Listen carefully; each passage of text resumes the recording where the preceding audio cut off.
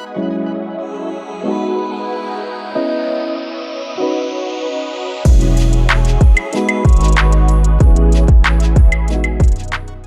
All, welcome to KDM kitchen once again. घरातलेच मसाले वापरून एकदम धाब्यासारखीच टेस्ट असणारा राजमा मसाला कसा बनवायचा ते दाखवणार आहे. बऱ्याच लोकांनी अजूनही केडीएम किचनला सबस्क्राईब केलेलं नाहीये. फटाफट सबस्क्राईबवर क्लिक करा. तोपर्यंत मी पुढची तयारी करून आलोच. सुरुवातीला आपल्याला 250 ग्रॅम राजमा घ्यायचा आहे. मी हा राजमा आहे ना चित्रा व्हरायटीचा घेतलेला आहे. तुम्ही लाल राजमा वापरला तरी चालेल. हा राजमा चांगला धुवून रात्रभर भिजत ठेवायचा आहे. रात्रभर भिजला की तो असा मस्त फुगतो आणि सॉफ्ट होतो. हा राजमा आता शिजवायचा आहे. त्यासाठी गॅस चालू करून त्यावर एक प्रेशर कुकर घ्यायचा आहे. गॅस हाय फ्लेमवर ठेवून आपण सोक केलेला राजमा पाणी डिस्कार्ड करून कुकरमध्ये ॲड करायचा आहे. त्यासोबतच एक मोठं तमालपत्र, 2 इंच दालचिनीचे पीसेस, एक काळी म्हणजेच मोठी वेलची आणि शेवटी 3 लवंगा कुकरमध्ये ॲड करून सफिशियंट पाणी टाकायचंय. साधारणतः राजम्याच्या वर 1 इंच राहील एवढं पाणी ॲड करून वरतून चवीपुरतं मीठ ॲड करायचंय.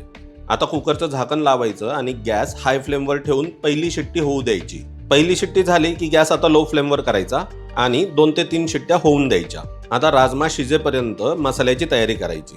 त्यासाठी मिक्सर जारमध्ये 3 कांदे डाईस कट करून ॲड करायचे.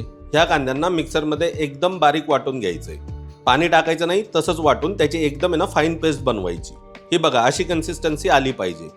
आता ही पेस्ट आपण एका बाउलमध्ये काढून घ्यायची आणि त्याच मिक्सर जारमध्ये 3 टोमॅटो चॉप करून ॲड करायचे. त्याचसोबत 2 हिरव्या मिरच्या, 15 ते 20 लसणाच्या पाकळ्या आणि 2 इंच आल्याचा तुकडा टाकून या सगळ्यांना सुद्धा पाणी न टाकता मिक्सरमध्ये वाटून घ्यायचे आणि एकदम फाईन पेस्ट बनवायची.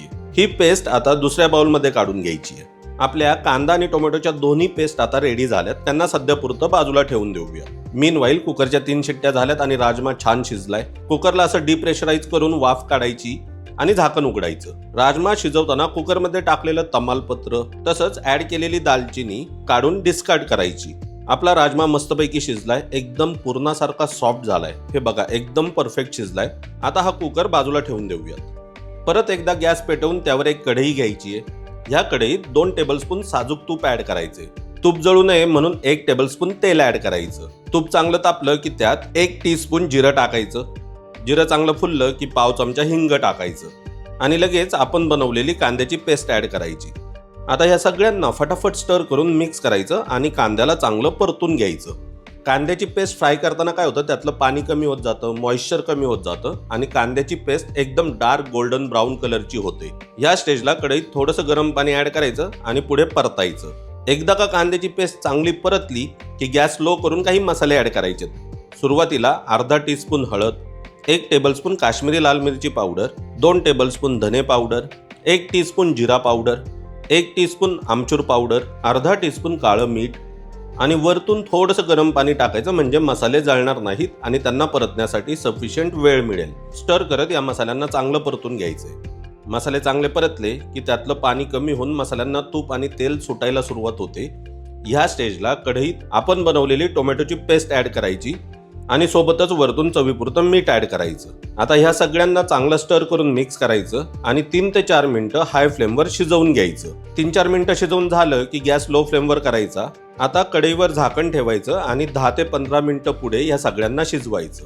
अधूनमधून झाकण काढून स्टर करत राहायचं. मसाले 10-15 मिनिटं चांगले शिजले की मसाल्यांचा कलर डार्क होत जातो, त्यांना चांगलं टेक्स्चर येतं आणि परत एकदा तेल आणि तूप सुटायला सुरुवात होते. ह्या स्टेजला आपण शिजवलेले राजमा पाण्यासोबतच कढईमध्ये ट्रान्सफर करायचे आणि चांगलं स्टर करत मिक्स करायचे. राजमा मसाल्यांबरोबर युनिफॉर्मली मिक्स झाला पाहिजे, सो चांगलं स्टर करणं महत्त्वाचं.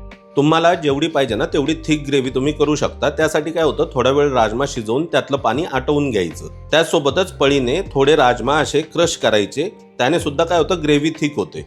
अजूनही आहे ना ही ग्रेव्ही थिक झाली पाहिजे. सो पुढे 3 ते 4 मिनिटं याला उकळून घ्यायचं म्हणजे एकदम धाब्यावर जशी मिळते ना तशी थिक ग्रेव्ही बनते.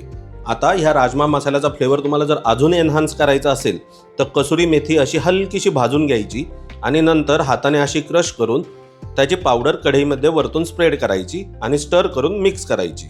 आता थोडासा झणका ऍड करायचा असेल तर आल्याचे जुवेनाईल कट केलेले 8 ते 10 पीसेस ऍड करायचे. मस्त हिरवीगार कापलेली कोथिंबीर स्प्रेड करायची आणि 1 चिमूटभर गरम मसाला ॲड करायचा.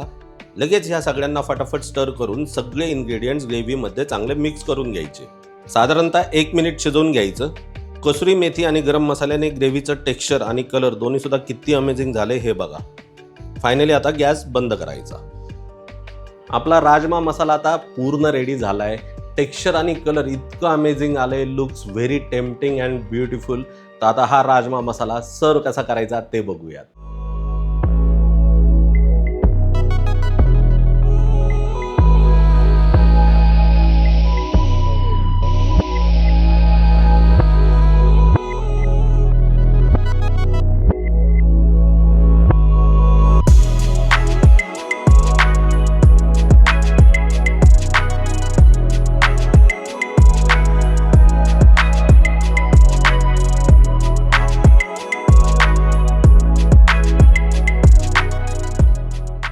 तर तुम्ही सगळ्यांनी बघितलं ना, किती सोपी प्रोसेस आहे. एकदम क्विकली बनतो हा rajma masala. No cutting, no chopping, अगदी घरचे मसाले वापरून तुम्ही सुद्धा आहे ना रेसिपी आणि इन्स्ट्रक्शन्स नीट फॉलो केलेत, अगदी धाबा स्टाईल हा राजमा मसाला घरी एकदम इझिली बनवू शकता.